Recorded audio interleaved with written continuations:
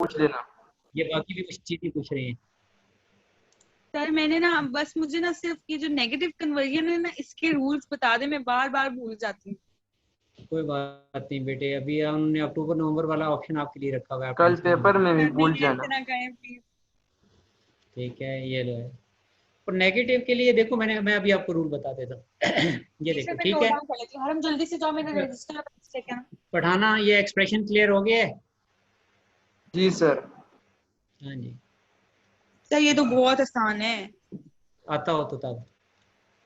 Sir. अच्छा मैंने आपसे एक और चीज पूछनी थी कि ये जो डायरेक्ट और ये वाली फाइल्स हैं इनका थोड़ा सा बता दें। वो बुक पहले का पहले लंबा और पहले ये पहले पहले एक जगह पे रहो, जो क्वेश्चन पूछा हुआ है पहले वो सुन लो, फिर आगे अगले क्वेश्चन पर जाना। ये देखो, जी इधर सर। देखो, ये आप लोगों ने ये एक मेरे वाला ये एक तावीज बना लो, ठीक है। इससे जी आपको पता चल जाएगा कि आपने क्या करना है। एक्सपोनेंट मेंटिसा और क्या आ गया हुआ है, एक्सपोनेंट आ गया हुआ है। अब पहली पॉसिबिलिटी ये है कि आपका दोनों पॉजिटिव हैं, ठीक है। जी तो आसान है। सेकंड केस में आपके पास, मैं आपको एग्जांपल दे देता हूँ। जैसे फॉर एग्जांपल पहला जो केस है, पहले केस में आप एग्जांपल ले लो, किसकी एग्जांपल ले लो, ठहरे। मैं एक्चुअली 192.5। मैं अभी मैं एक मिनट रहिए, मैं पहले कम्बिनेशन पूरे कर लूँ तो फिर मैं आपको ये दे देता हूँ जी, ठीक है। और इसके बाद ये देखिए, ये चार पॉसिबिलिटीज़ हैं, ठीक हो गया जी। जी अब जी इसमें मैं आपको एग्जांपल कल भी मैंने दिया, मैं फिर दे देता हूँ आपको। फॉर एग्जांपल ये जो पहला वाला केस है, ये पहले वाला केस मैं आपको मैं बता देता हूँ जी। फॉर एग्जांपल मैंने रिकॉर्डिंग लगा दी है यार। अच्छा, ये जो पहली पॉसिबिलिटी है, ये पहली पॉसिबिलिटी फॉर एग्जांपल क्या है, +4.5, ठीक है। दूसरी वाली एग्जांपल जो है इसमें ये है जी -4.5। तीसरी वाली एग्जांपल ये एक फ्रैक्शन है जो कि 0.0010 फॉर एग्जांपल 1 है, ठीक है। और आखिरी वाली पॉसिबिलिटी -0.001101 है, ठीक है। ये सर चार। एक बात बताएं, हाँ, प्लस अब और माइनस में 0.001 वाली क्यों है? बेटा वो एक फ्रैक्शन है जो कि नेगेटिव है। अच्छा फ्रैक्शन है, देखिए मैं कहता हूँ, मैं अभी एग्जैक्टली कन्वर्जन तो मेरे पास नहीं है, लेकिन ये एक फ्रैक्शन है 11 बाई फॉर एग्जाम्पल 32, जी। और एक फ्रैक्शन जो है वो -11 बाई -11 32, बाय 30। जी ठीक है। अब जिधर जिधर आपके पास देखें, इसमें ये होगा। अब मैं आपको क्या यहाँ पे टिप बता रहा हूँ कि जहाँ जहाँ भी आपके पास नेगेटिव वैल्यूज आ रही हैं ना, उनका टूस जी कॉम्प्लीमेंट आएगा। सर अगर वो एक्सपोनेंट में आ रही है फिर भी टूस कॉम्प्लीमेंट फिर लेंगे? देखें, जहाँ भी चाहे वो मेंटिसा में आ रही हैं या एक्सपोनेंट में आ रही हैं, जी ठीक हो गया, वो टूस कॉम्प्लीमेंट फॉर्म में जाएंगी। एक बात। दूसरी बात, अगर already number mantissa exponent form में गिवन है और डेनरी में वापस आना है, जी उस सिचुएशन में आपने ये देखना होगा कि मेंटिसा में, अगर देखो मेंटिसा के अंदर दो बातें आपने हमेशा याद रखनी है कि अगर मेंटिसा नॉर्मलाइज होगा, मेंटिसा क्या होगा, नॉर्मलाइज। नॉर्मलाइज होगा, ठीक है। और नॉर्मलाइज में उसके अंदर पॉसिबिलिटी किस चीज़ की हम बात कर रहे हैं, हम कह रहे हैं कि जी क्या होना चाहिए, ठीक है। और दूसरी पॉसिबिलिटी जो है वो क्या होनी है, ये देखिए, ये रूल आपने याद रखना है। ये वाली टिप्स सामने किसी जगह लिख के रख लो, क्वेश्चन करते हुए आपके लिए प्रॉब्लम नहीं हो। जी अच्छा अगर सर। पॉजिटिव होगा मेंटिसा तो दोनों बिट्स डिफरेंट होनी चाहिए और 0 1 होनी चाहिए। जी अगर दोनों डिफरेंट हैं और 1 0 है तो कंफर्म नंबर नेगेटिव है। अच्छा सर अगर नंबर मेंटीसा जो है वो नेगेटिव, अगर हमारे पास जो हमने डेनरी में जब कन्वर्जन करनी है और मेंटीसा नेगेटिव है तो उसको मतलब two's as it is complement, convert कर देंगे या उसका वो टूस कॉम्प्लीमेंट तो लेके उसके बाद कन्वर्ट करेंगे? वहाँ दो दो पॉसिबिलिटीज हैं। अगर नंबर आपका डेनरी है, डेनरी से आप binary exponent mantissa floating point में जा रहे हो, तो फिर जी आपका नंबर नेगेटिव होने की सूरत में जो मेंटिसा की वैल्यू होगी उसको आपने टूस कॉम्प्लीमेंट फॉर्म में लिखना है। अच्छा समझ मेंटीसा आ गई की। बात? ठीक है। सर अच्छा ये बताएं कि एक्सपोनेंट फॉर एग्जांपल नेगेटिव है तो उसको क्या कहते हैं, पहले उसका टूस कॉम्प्लीमेंट लेके फिर कन्वर्जन करेंगे मेंटीसा की? सर नहीं, सर बेस देखिए sir batch sir batch high rated बता दे। हाई हिट रेट होता है सर, सॉरी, बैच प्रोसेसिंग में हाई हिट रेट होता है। बैच प्रोसेसिंग में देखिए मैं अभी आ जाता हूँ, मैं उसके ऊपर मैं आपको वो फाइल एक्सेस ऑर्गेनाइजेशन फाइल देखिए हाई एक दफा करवा सुन लो जो हाई हिट रेट होता है ना वो किसी भी टाइप में हो सकता है, ये वो नेचर ऑफ आपकी एप्लीकेशन पे डिपेंड करता है। ठीक है sir. High high hit rate का देखें, हाई हिट रेट का मतलब आप एक फाइल से डाटा कितना फ्रीक्वेंटली रीड या राइट कर रहे हैं। सर एक मंथ का पीरियड फ्रीक्वेंटली होता है, मतलब आफ्टर ये आप पूरी पहले हर इस बात सुन लो। जो हिट रेट का मतलब ये है कि एक फाइल कितनी दफा एक्सेस की गई रीड राइट प्रोसेस के लिए। एक फाइल 10 दफा रीड राइट की गई, एक दफा 100, एक फाइल 100 टाइम रीड राइट की गई, तो किसका हिट रेट ज्यादा होगा? 100। आप समझ में आ गई बात? जी अब सर। इस वजह से वो बात का आपसे पूछता है, जो एक्चुअल हिट रेट का कॉन्सेप्ट है वो ये है। जी सर। सर ये वाला क्वेश्चन तो मैंने अभी तक पास पेपर में कहीं देखा ही नहीं जो आप बोल रहे हैं।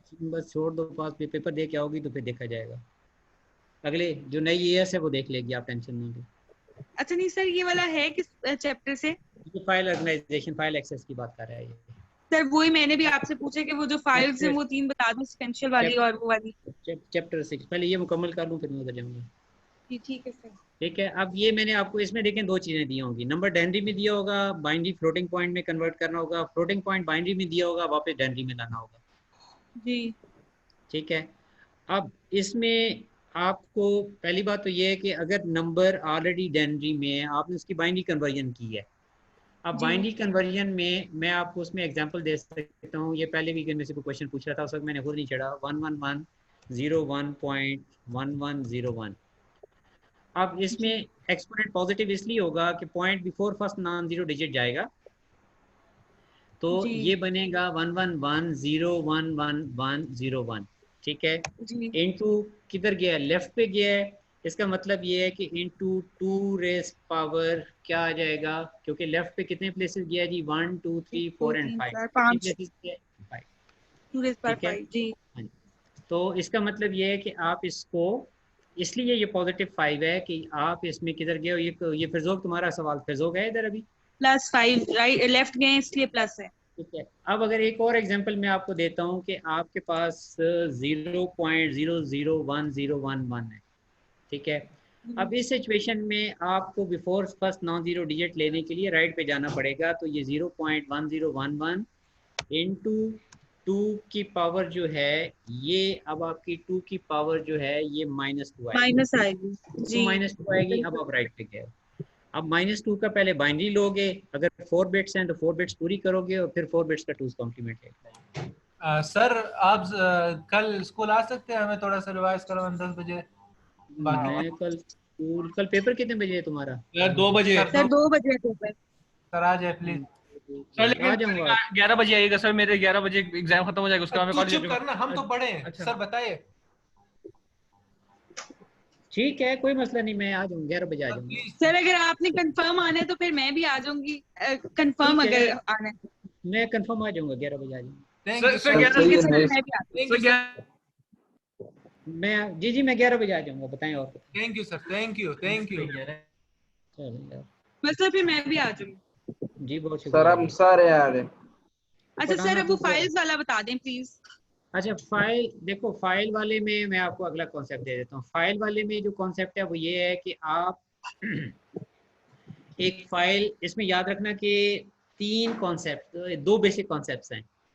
ठीक है, जी एक मैं अब आपको ये पॉइंट्स दे रहा हूँ और इन पॉइंट्स को गौर से सुन के आपने इसको अपने पास, एक चीज़ है फाइल ऑर्गेनाइजेशन, ठीक है, सीरियल, सिक्वेंशियल सीक्वेंशियल, और ठीक है, जी और तीसरी जो है इसको हम डायरेक्ट या रैंडम कहते हैं। अच्छा जी ये याद रखें कि ये जो ऑर्गेनाइजेशन है ना, ये ऑर्गेनाइजेशन बेसिकली किस कॉन्टेक्स्ट में है? ये किस कंटेंट कॉन्टेक्स्ट के में? साथ, ये कंटेंट जी के, याद रखें कि कंटेंट के किस कंटेंट के ऑर्डर के हिसाब से।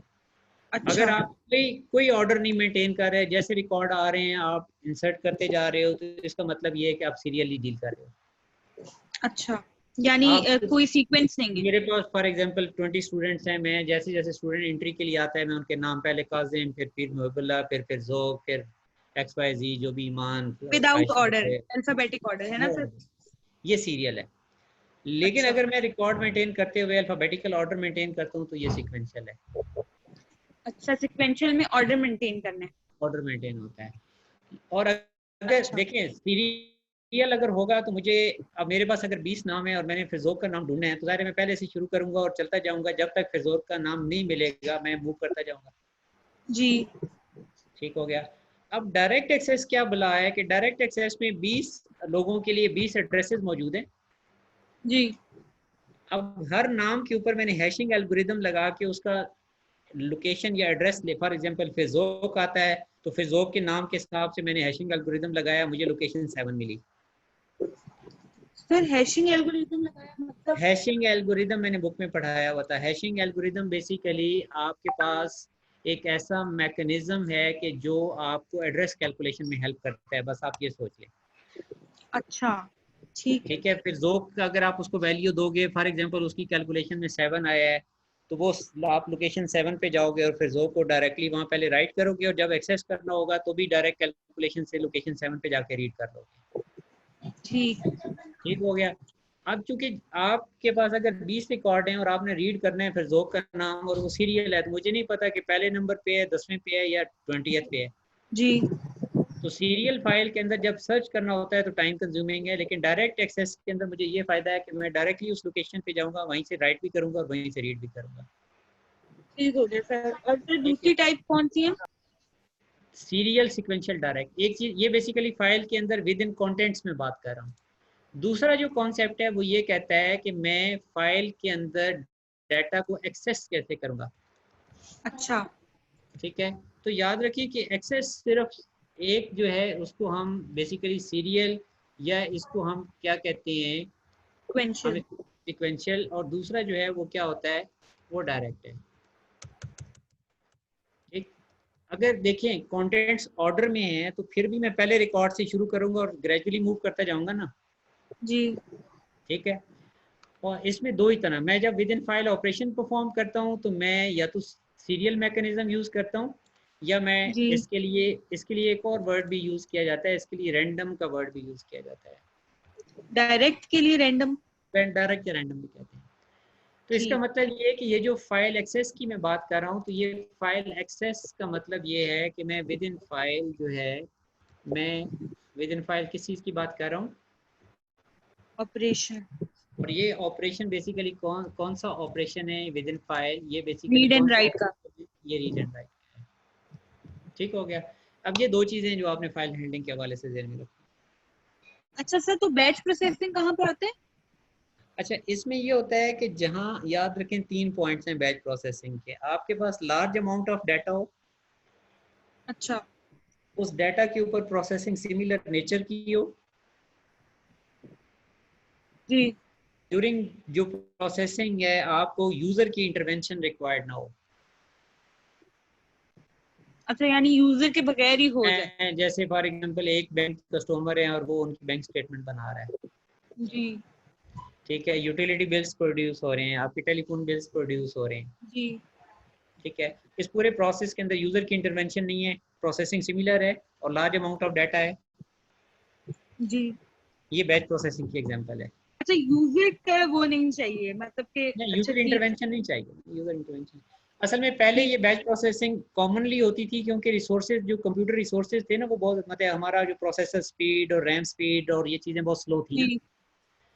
तो वो ऑर्गेनाइजेशन क्या करती थी, डे टाइम में रेगुलर कंप्यूटर यूज़ करती थी, रात को ऐसे प्रोसेसेस के लिए कंप्यूटर को बैच प्रोसेस पे लगा दिया जाता है। अच्छा अच्छा। हाँ, ठीक है सर सर, यानी कि लेकिन यूजर की इंटरवेंशन नहीं चाहिए, उसको नहीं रिक्वायर्ड ऑटोमेटिक है, सारा हो लेकिन जाता आजकल बहुत सारी चीज़ें जो हैं वो रियल टाइम में होती हैं। ये जहन नहीं होता। ठीक है, आजकल बहुत सारी चीज़ें जो है वो रियल टाइम, बैंकिंग ट्रांजैक्शन जो है वो रियल टाइम में होती है। है। सर एयरलाइन रियल टाइम क्या है? रियल रियल टाइम टाइम क्या का है? मतलब ये, रियल टाइम का मतलब ये होता है कि इमीडिएटली जो भी चेंज इम्पैक्ट आता है उसको अपडेट कर दिया जाए। जैसे आप बैंक से पैसे लेते हो, विड्रॉ करते हो, अपडेट कर दिया जाए। अच्छा, फॉरन अपडेट हो जाए। और सर वो बैच प्रोसेसिंग में लेट अपडेट होता है? फिर हाँ, वो ये होता था कि अगर जैसे अगर ये फॉर एग्जांपल कल को फिर जोक साहब ने किराना स्टोर ही चलाना है, ये एक स्टोर रन कर रहा है, तो ये अपने पूरे डे की जो ट्रांजैक्शंस हैं, प्रोडक्ट्स की जो सेल है, वो एक फाइल में क्या करते जाएं, नोट करते जाएं, और by the end of the day ये अपना स्टॉक अपडेट कर लें।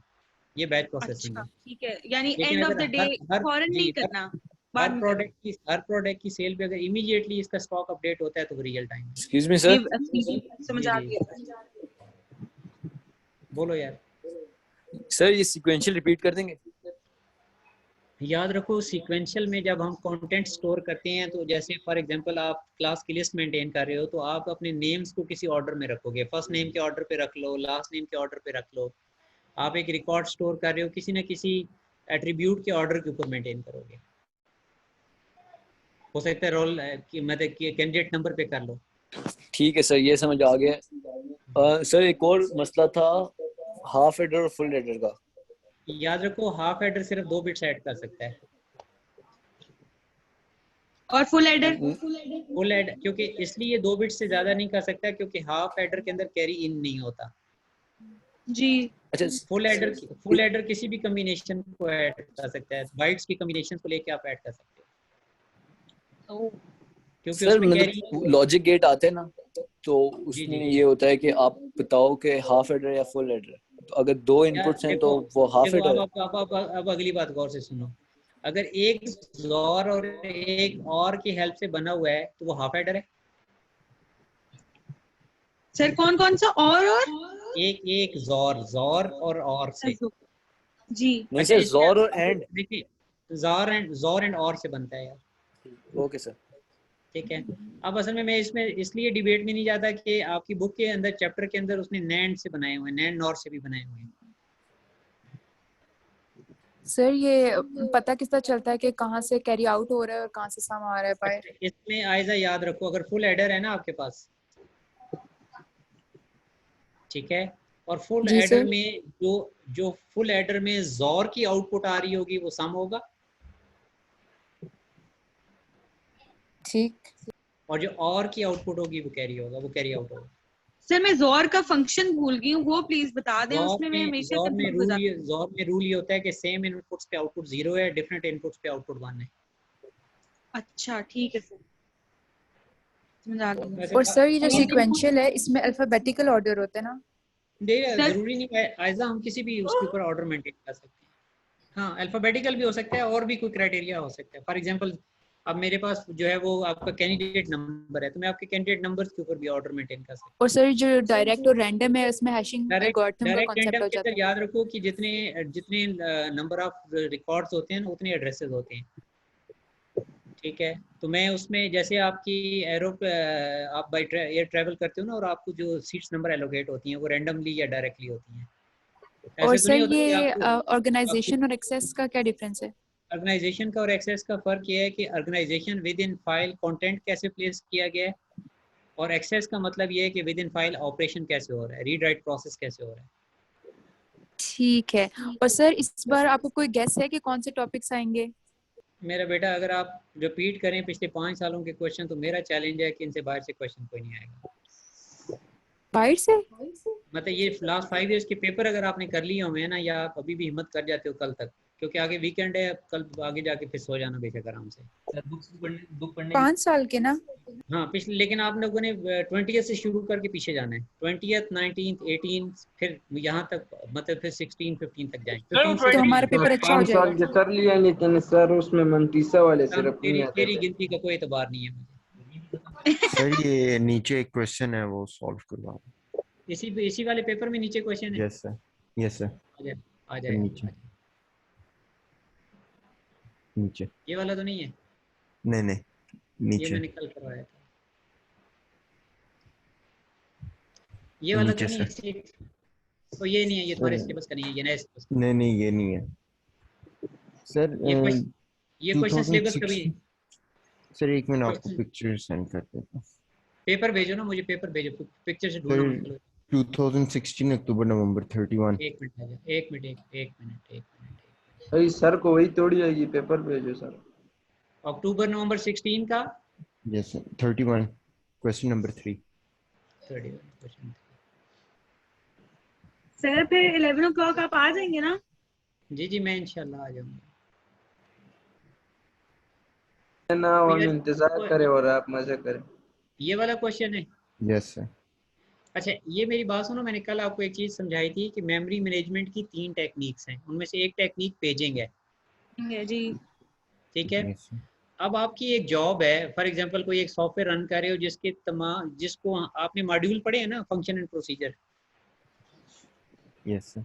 हमें जॉब को डिवाइड करने के लिए हम उस जॉब के अंदर फंक्शन प्रोसीजर बनाते हैं। हम अज्यूम करते हैं कि कोई आप एक सॉफ्टवेयर बना रहे हो जिसके अंदर आपने उस सॉफ्टवेयर को 135 पेजेस के अंदर डिवाइड कर दिया है, पार्ट्स में डिवाइड कर दिया है।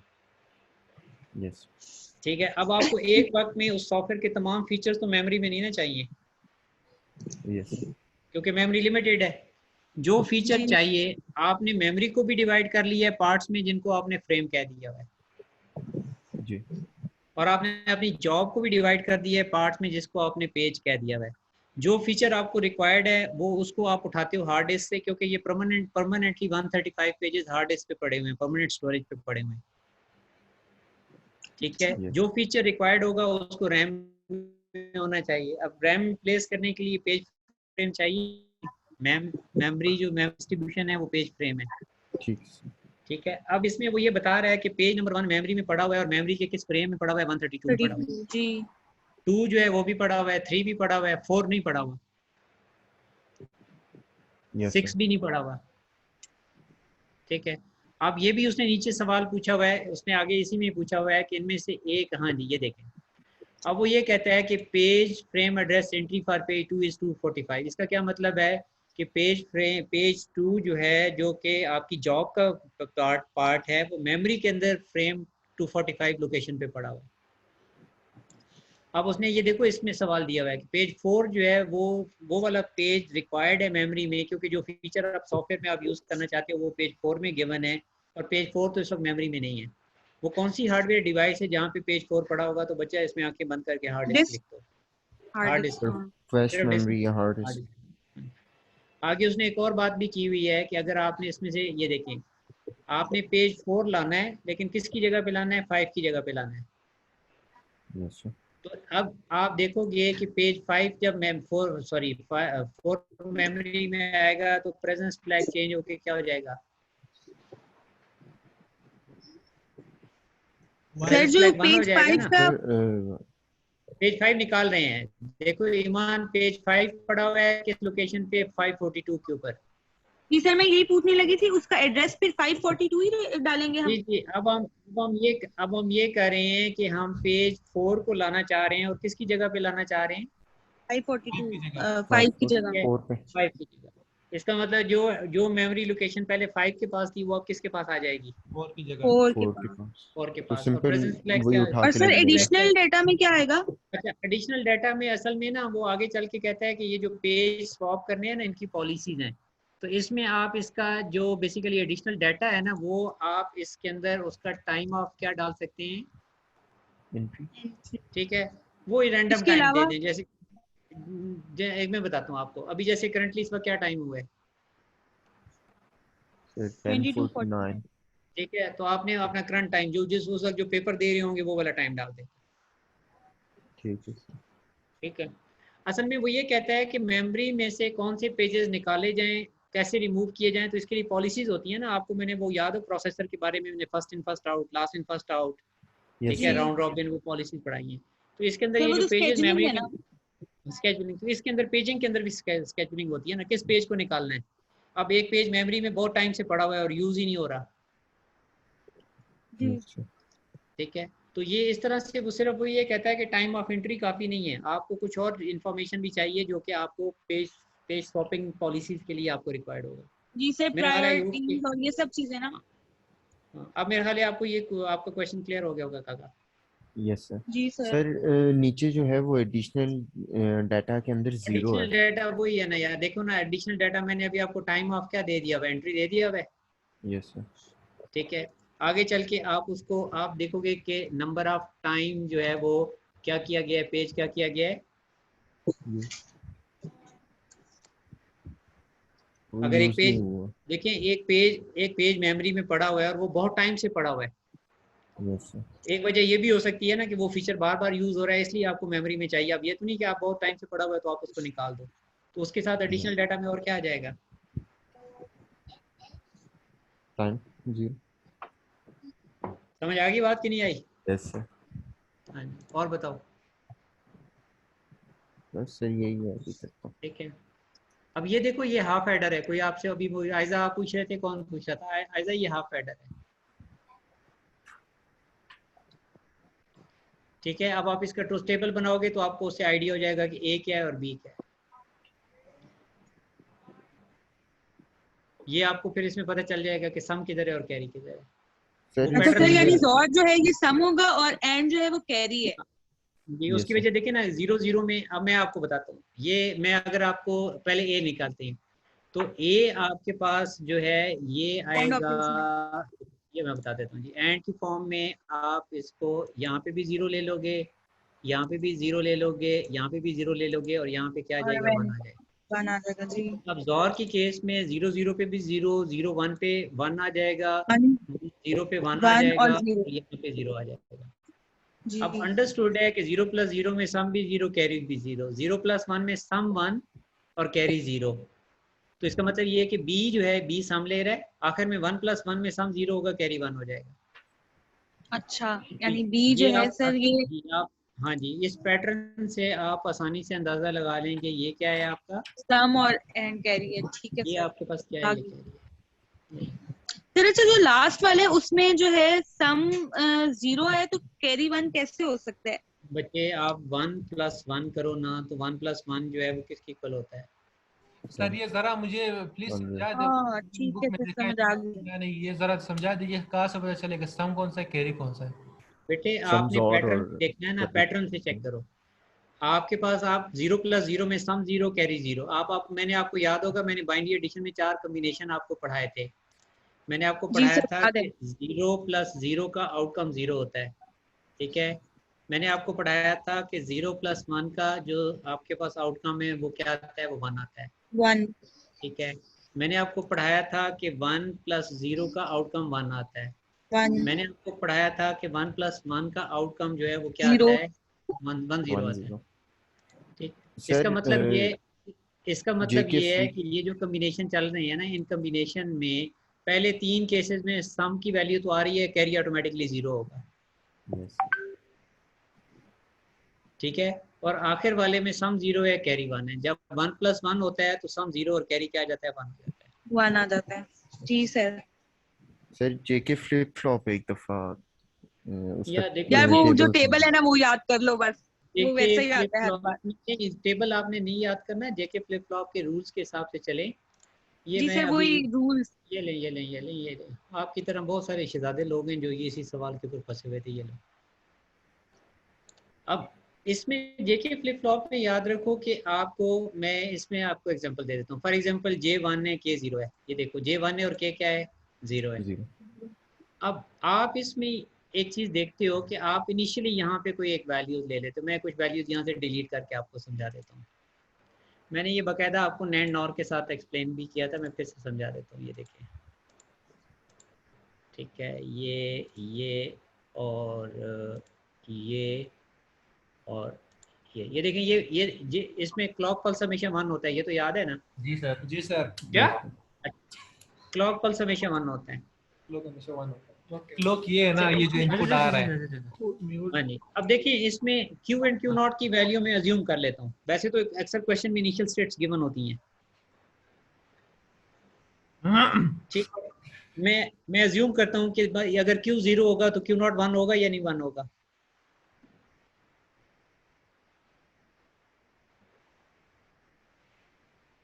तो भाई Q 0 होगा तो Q नॉट 1 होगा या नहीं होगा।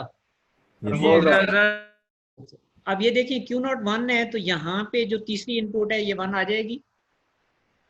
जी सर। अच्छा, अब आप देखें कि 1 1 1 के ऊपर नैंड, याद रखो कि नैंड हमेशा क्या देता है, 0 0 देता है। 0 ठीक है, नैंड हमेशा आपको क्या देता है, 0 0 देता है। अच्छा, अब आप मुझे ये बताएं कि इस सिचुएशन में मैं क्या करता हूँ, मेरे पास दूसरी पॉसिबिलिटी भी आ रही है। अब दूसरी पॉसिबिलिटी में अगर मैं यहाँ से आपके लिए कंसिडर करता हूँ, तो इसका मतलब ये है कि मैं यहाँ से ले लेता हूँ जी। चलें, पहला जे वाला क्लियर हो गया, J11 के ऊपर 0 आ गया। Yes sir. ठीक है जी। सर अच्छा, जे वाले नैंड के अंदर 1 1 के ऊपर तो 1 तो ये 0 हो जाएगा। Yes sir. ठीक है। अच्छा, अब आप ये चेक करें कि आपका क्यू नॉट इस वक्त क्या आ रहा है। क्यू नॉट आपका 1 आ रहा है। Yes sir. जी ठीक हो गया जी। अच्छा, इसके बाद अगर हम बेटा ये देखते हैं कि हमारे पास जो नेक्स्ट पॉसिबिलिटी आ रही है, तो अब हम देखते हैं कि इस केस में अगर हम सेकंड वाली फॉर्म को लेते हैं, जो कि इनिशियली क्यू की वैल्यू क्या है हमारे पास 0 है। Yes sir. ठीक हो गया। अब इसका मतलब ये हो जाएगा कि ये 0 है तो 0 1 1 की फॉर्म में ये 1 आएगा। जी सर। नहीं ठीक है, ये क्या नहीं? सही है सर। ठीक है, नैंड की फॉर्म में 1 आएगा या नहीं आएगा? फिर 1 आएगा। अच्छा, अब हम ये देखते हैं बेटा कि ये जो 0 है और ये जो 1 है, ठीक है, 0 और 1 नैंड की फॉर्म में आउटपुट क्या देंगे? ओ भाई 0 एंड 1 नैंड की फॉर्म में क्या आउटपुट 1 देंगे? 1 देंगे। अब आप ये बताएं कि अगर Q1 है और यहाँ से 1 आ रहा है तो क्या ऑटोमेटिकली Q नॉट आपका 1 0 होगा या नहीं होगा? Yes sir. ठीक है, ये जो Q नॉट है ये 0 हो जाएगा या नहीं हो जाएगा? Yes sir. ठीक, पता चल गया कैसे चलना है इसके अंदर? यस सर, समझ आ गई। ठीक है, अब अगली गो में जब हम जाएंगे तो इसका मतलब ये है कि जब तक K की वैल्यू चेंज ना हो, ठीक है, अब आप देखोगे कि अगर आप J और K को चेंज नहीं करते हो तो Q और Q नॉट अगली दफ़ा ऑटोमेटिकली आपके पास, अब आप इसको देखो चेंज करके देखो, अब आप देख रहे हो कि Q नॉट 0 हो गया हुआ है। यस हो सर। गया हुआ है, नहीं हुआ?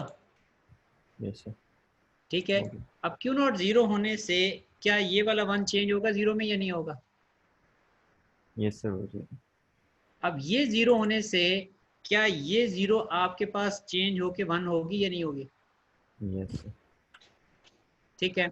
अच्छा, अब आप ये देख रहे हो बेटा कि इस सिचुएशन में आपके पास सेकंड पॉसिबिलिटी सर है। आप श्योर है अगर हम लोग 2020 से सर 5 साल का कर ले तो हमारे वो लिए ये स्टेटमेंट नहीं है सर। जी ये सर। ये वही स्टेटमेंट सोच रहे ये स्टेटमेंट पठानों पे ऊपर एप्लीकेबल नहीं है। हजारा के ऊपर एलिजिबल है। सर, मर्दान वाले सिर्फ। तुम चाइना के पठान हो, तुम्हारे पे आ जाएगी। ये बोल रहा है। सर इसने नाम बदनाम कर दिया हमारा। सर अच्छा चलो ठीक है, जी जी बोलो। सर कहीं आउट ऑफ सिलेबस कुछ देंगे तो ही ना? यार इस तरह के यार मत देखो, करना यार। आपके बेटा जितने चैप्टर्स हैं ना जो पिछले मतलब 16 से 22 तक, और पास पेपर क्वेश्चन आप देखते हो तो इसमें आउट ऑफ मतलब सिलेबस बनता ही कुछ नहीं है। उसने तकरीबन हर एस्पेक्ट कवर किया। सर एक और क्वेश्चन है। बताइए। सर क्वेश्चन ये सर है ग्रुप में कि एक में आया हम हुआ। पेपर 4 हम लोग नहीं दे रहे तो उस पे हमारा थ्रेशोल्ड पे क्या फर्क पड़ेगा? देखें, थ्रेशोल्ड पे सर, थ्रेशोल्ड पे फर्क ये पड़ेगा कि आप, यार ये वाला क्वेश्चन तो मैंने अभी थोड़ी देर पहले किसी को करवाया है। किसको करवाया है? ये खुला हुआ है, ये क्वेश्चन मेरे पास खुला पड़ा हुआ है, ये नवंबर 20 का। अच्छा, ये इसी से मिलता जुलता क्वेश्चन है, ये भी खुला पड़ा है मेरे पास। अच्छा यार देखो, एक चीज़ तो कंफर्म है कि ग्रेड थ्रेशोल्ड P3 के ऊपर जाएगा ही जाएगा। क्यों जाएगा? क्योंकि आपका कंपटीशन ज़्यादा है। सर मगर है किस कैसे पूरे मुल्क में तो एग्जाम्स नहीं हो रहे सर। ओ यार, तो तुम पाकिस्तान में से थोड़े हैं, 20,000 तो पढ़ाने निकल आते हैं। सर ये यही सवाल जरा करें सर ना सर, ये सर वाला वापस करें, वापस आए सर, वापस क्वेश्चन। आए, वापस आए। एक मिनट, ये किस वाले, इस वाले किस वाले हाँ की बात कर रहे जी हो? सर। नहीं सर, ये नहीं था, ये नहीं था, बिल्कुल क्या कर रहा है? एग्जैक्ट यही करना है वरना क्या है, गर्मी है। सर। आपने करना है सर मई जून 18 जरा खोलिए प्लीज। मई जून 18 मई या जून 16 मई जून 16 का? मई जून 16 का क्वेश्चन 32। देखता रहे ताकि तेरी नजर एक तो हो। एक मिनट, एक गाना मत समझ रही। ये ले क्वेश्चन बता यार। 32 का क्वेश्चन नंबर 6, क्वेश्चन नंबर 6 का जो है ना वो टेबल वाला पार्ट।